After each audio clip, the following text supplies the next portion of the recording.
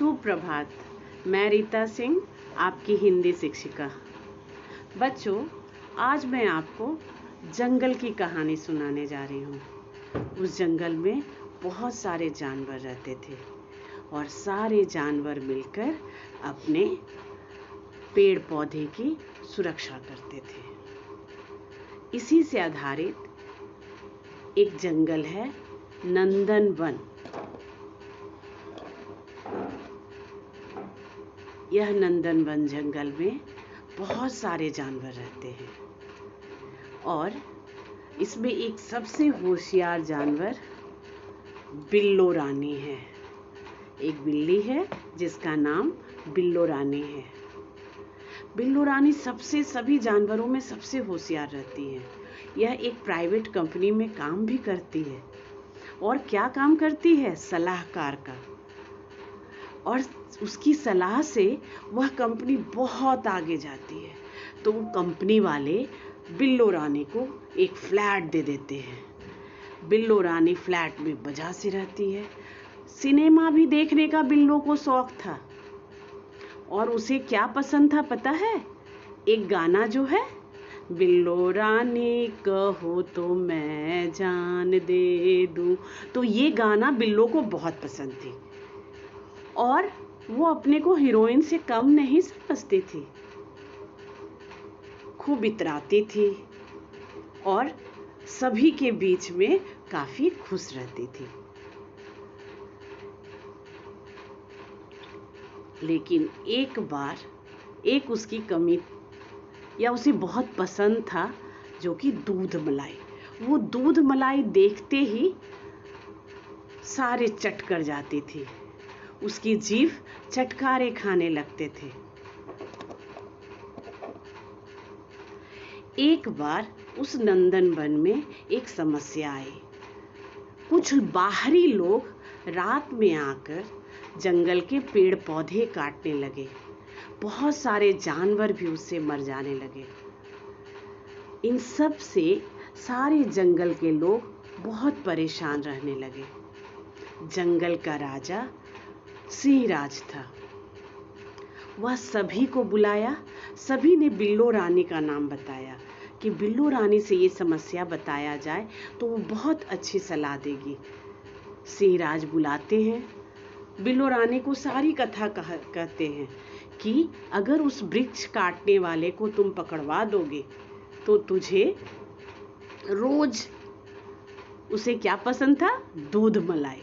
दूध मलाई भी मिलेगा और उसकी मेहनताना भी मिलेगी। बिल्लो रानी खुश हो गई और बहुत आसान से वो सिंहराज को कहती है कि ये तो मेरा वन है, मैं इसकी सुरक्षा करूंगी। और तुरंत तभी ही बिल्लो रानी सभी अपने जंगल के जितने भी उसके मित्र थे वो सबको इकट्ठा करती है और एक टीम बनाती है। उस टीम में जुगनू, भालू, टीबा उल्लू, बेबो हाथी, टिंकू चमगादड़ और हम्पी बंदर रहते थे। सभी मिलकर उस वृक्ष काटने वाले को पकड़ने का तैयारी किए। बिल्लो रानी काम में लग जाती है। सबसे पहले बिल्लो रानी पेड़ पे चढ़ जाती है और सारे जानवर को ड्यूटी पे लगा देती है। सबसे पहले वह हाथी और भालू को, जो कि बहुत ताकतवर है, उसे पकड़ने के लिए बताती है। चमगादड़ और उल्लू जो रात में जल्दी से सबको जगा देते हैं, बुलाते हैं। हम्पी बंदर सबको जल्दी जल्दी इकट्ठा करते हैं। ठीक आधी रात जब होती है तो सारे वृक्ष काटने वाले जमा होते हैं और वृक्ष काटने लगते हैं। जब वृक्ष काटने की आवाज आती है तो सबसे पहले मैसेज भेजती है बिल्लो रानी चमगादड़ को। चमगादड़ और उल्लू दोनों से उड़ करके सामने आ जाते हैं उसके प्रकाश में आते ही वो तुरंत जुगनू और सबको बुलाते हैं कि चारों तरफ प्रकाश फैलाया जाए। और उनकी प्रकाश से देख के हाथी और भालू भी सामने आ जाते, जो सबसे ताकतवर है, और उन्हें पकड़ते हैं और पकड़ करके उस वृक्ष काटने वाले को मार मार के अचेत कर जाते। अचेत माने बेहोश कर देना। फिर सुबह होता है, सब बहुत खुश होते हैं। वो दोनों वृक्ष काटने वाले जंगल से भागने लगते हैं तो भालू और हाथी उसे खूब दौड़ाते हैं और उसे जंगल के बाहर भगा देते हैं। अब जंगल में शेर सिंहराज आते हैं। उनकी वादा थी ना बिल्लो रानी से कि जब यह समस्या समाधान हो जाएगी तो उसे दूध मलाई देंगे। तो वो दूध मलाई लेके शेर आ जाते हैं।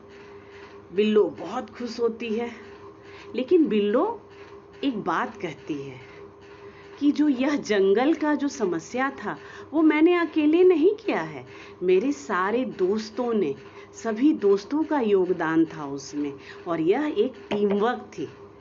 तभी शेर कहते हैं, हाँ बिल्लो तुम सही कहती हो। और तभी वो क्या करते हैं, सारे जानवरों के लिए एक दावत का प्रयोग करते हैं और सारे जानवर मिल करके दावत करते हैं और बिल्लो रानी को भी और दूध मलाई मिलती है। इस तरह से जंगल के सारे जानवर खुश हो जाते हैं। बिल्लो रानी की चतुराई, उसकी समझ से जंगल की सारी समस्या दूर हो जाती है। सिंहराज भी बहुत खुश होते हैं और इस तरह जंगल में सब खुशी खुशी रहने लगते हैं। बच्चों, आपने इस कहानी से क्या शिक्षा पाया? इस कहानी से हमें यही शिक्षा मिलती है कि चतुराई और प्रबंध कौशल से बड़ी बड़ी समस्या पर काबू पाया जा सकता है ना? और इस तरह से सारे जंगल की भी रक्षा की जा सकती है। धन्यवाद।